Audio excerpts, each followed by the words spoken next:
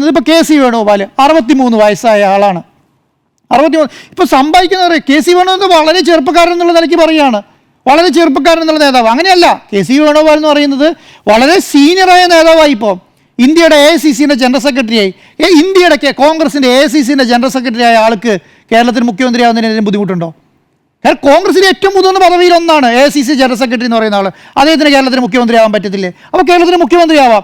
ഇപ്പം ഇവർ രണ്ടുപേരെ വെച്ച് നോക്കുമ്പോൾ കമ്പാരിറ്റീവ്ലി ജൂനിയറാണ് വി ഡി സതീശൻ, അല്ലേ? കാരണം അദ്ദേഹം വലിയ രീതിയിൽ അങ്ങനെ ഒരു പദവി വഹിച്ച ആളല്ല, നേരെ പ്രതിപക്ഷ നേതാവായിട്ട് വരികയാണ്. അദ്ദേഹത്തിൻ്റെ പ്രവർത്തനവും നല്ലതാണ്. കഴിഞ്ഞ 5 വർഷം കേരളത്തിലെ പ്രവർത്തനം എങ്ങനെയായിരുന്നു എന്ന് ചോദിച്ചാൽ അങ്ങനെ തന്നെയാണ്, നല്ല പ്രവർത്തനമാണ്. അപ്പം ഇത് ഈ 3 പേരുടെയും കാര്യങ്ങൾ ഈ 3 പേരും അവരുടേതായ ശൈലിയിൽ പറയും എന്നുള്ള കാര്യത്തിൽ ഡൗട്ട് വേണ്ട. വി ഡി സതീശൻ്റെ കാര്യം പറയും, രമേശ് ചെന്നിത്തലയുടെ കാര്യം പറയും, കെ.സി. വേണുഗോപാലിൻ്റെ കാര്യം പറയും. ഇവർ 3 പേരും ആശ്രയിക്കുന്ന ഒരേ ഒരു വിഭാഗം എന്ന് പറയുന്നത് ഹൈക്കമാൻഡാണ്.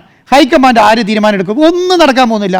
കേരളത്തിലെ MLA-മാരെ തലയെണ്ണിയിട്ട് അവർ പറയുന്ന ഒരാളെ മുഖ്യമന്ത്രിയാക്കുമെന്നൊന്നും ഞാൻ വിചാരിക്കുന്നില്ല. ഹൈക്കമാൻഡ് തീരുമാനിക്കും, അവരവിടെ നടപ്പിലാക്കും. ഇവരൊക്കെ ബോധിപ്പിക്കുന്നത് കേരളത്തിലെ ജനങ്ങളെയാണെന്നും ആരും വിചാരിക്കേണ്ട. അപ്പോൾ രമേശ് ചെന്നിത്തലയായാലും വി ഡി സതീശനായാലും ഈ പറഞ്ഞ കെ.സി. വേണുഗോപാലും കേരളത്തിലെ ജനങ്ങളെയാണ്.